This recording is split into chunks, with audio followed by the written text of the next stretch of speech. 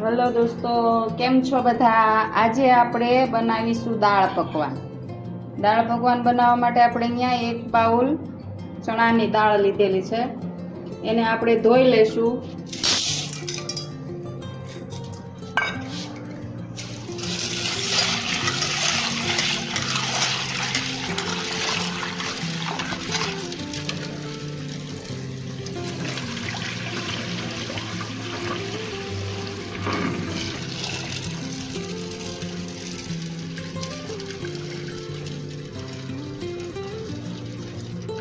ધોઈ અને 10 મિનિટ માટે આપણે અહીંયા પલળવા મૂકી દઈશું. એને 10 મિનિટ પછી આપણે એને બાફી લઈશું.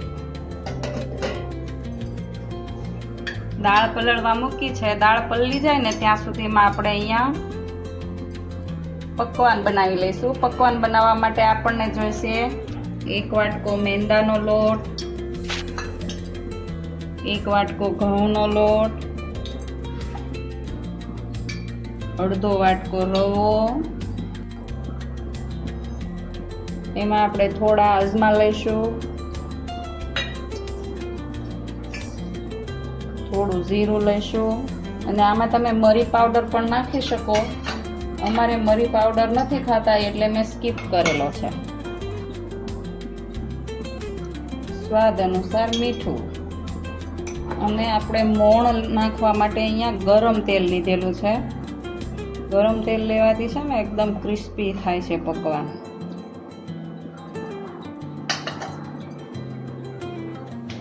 ગરમ છે તો આપણે મિક્સ કરવા માટે ચમચીનો ઉપયોગ કરીશું.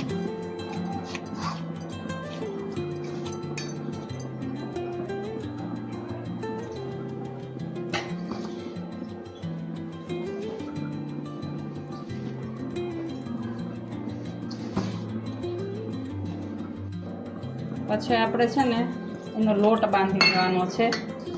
લોટ બહુ કડક પણ નથી બાંધવાનો અને ઢીલો પણ નથી બાંધવાનો.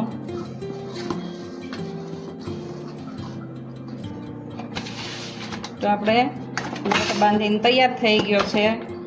આને છે ને 10 મિનિટ સુધી ઢાંકીને મૂકી દેવાનો છે. તો આપણે એમાં સોજી નાખેલો છે ને રવો, તે ફૂલીને સરસ થઈ જાય.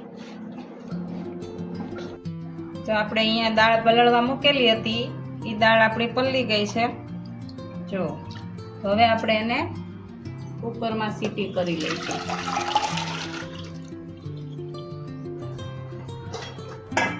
તો આપણે એમાં 1 ચમચી મીઠું એડ કરીશું અને અડધી ચમચી હળદર ઉમેરીશું. પછી આપણે કુકર બંધ કરી દઈશું અને 5 સીટી થવા દેવાની છે. અહીંયા કુકરમાં 5 સીટી કરી લીધી છે અને આપણી દાળ બનીને તૈયાર છે. આપણે આને બ્લેન્ડ કરવાની નથી, આમ જ રાખવાની છે. તો હવે આપણે એનો વઘાર કરીશું. વઘાર છે ને આ દાળ પકવાનની દાળનો ઘીમાં વઘાર કરવાનો હોય છે. તો આપણે અહીંયા ઘી લીધેલું છે.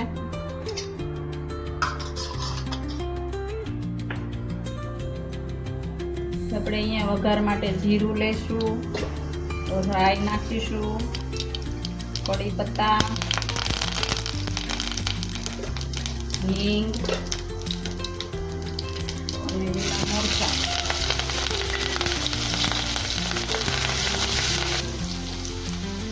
અને 1 ટમેટું ઉમેરીશું.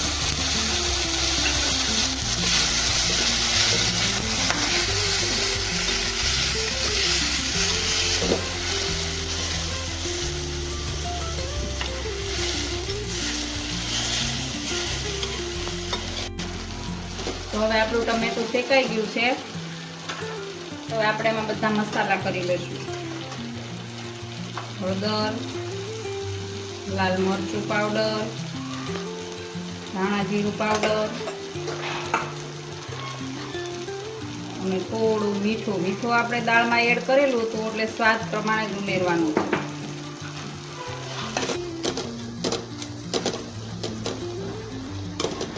હવે આપણે એમાં દાળ ઉમેરી દઈશું.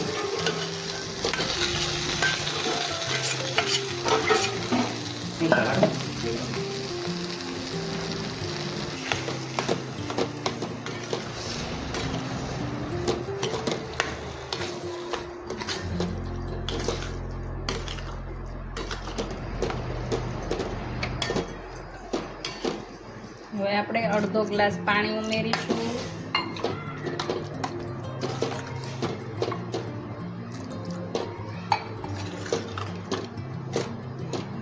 અને 10 મિનિટ રહેવા દઈશું ધીમા તાપે.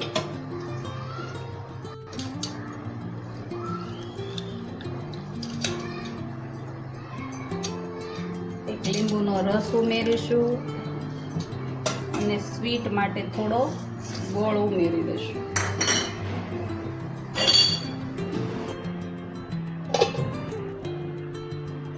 તૈયાર છે આપણી દાળ પકવાનની દાળ. હવે આપણે પકવાન બનાવીશું. માટે જે આપણે લોટ બાંધીને રાખેલો હતો ને એ લોટ જો તૈયાર થઈ ગયો છે, આપણે એના પકવાન વણી લેવાના છે.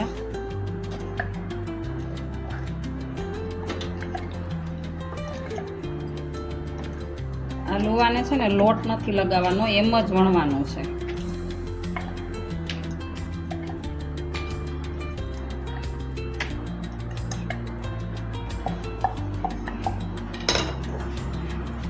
આ છે ને એક જ સરખા કરવા માટે આવી રીતે કટ કરી લેવાના છે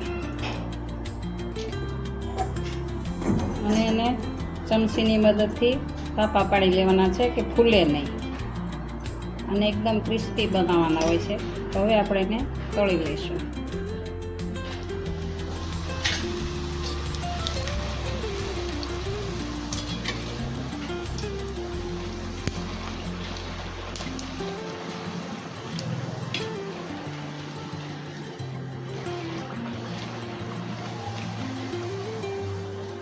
એકદમ બ્રાઉન કલરના થઈ જાય ત્યાં સુધી થવા દેવાના છે.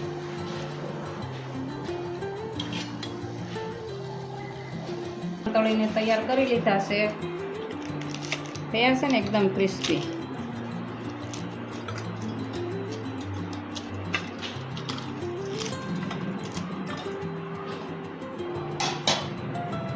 તો આપણે હવે એને સર્વ કરીશું.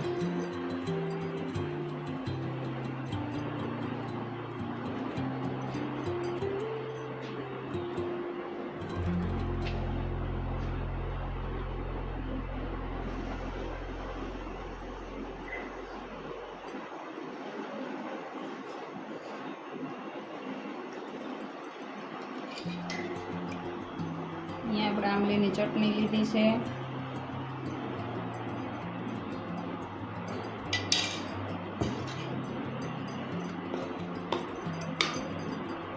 ગ્રીન મરચાંની ચટણી લીધી છે.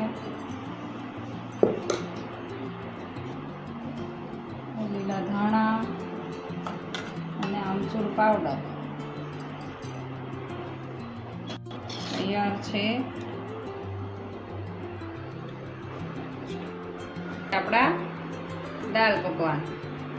હવે છે ને કોઈ આ પ્રમાણે બી કરે છે અને કોઈ બીજી રીતે બી. તો હવે આપણે અહીંયા એક બાઉલમાં દાળ લઈશું.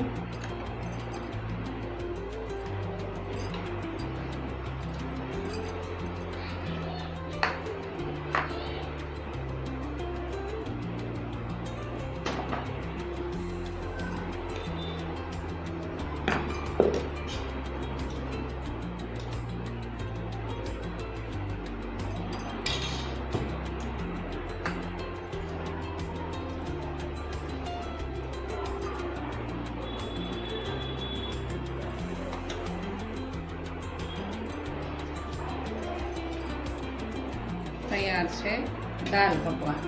આવી રીતે બી સર્વ કરી શકો છો અને આવી રીતે બી સર્વ કરી શકો છો, પણ બને છે બહુ મસ્ત.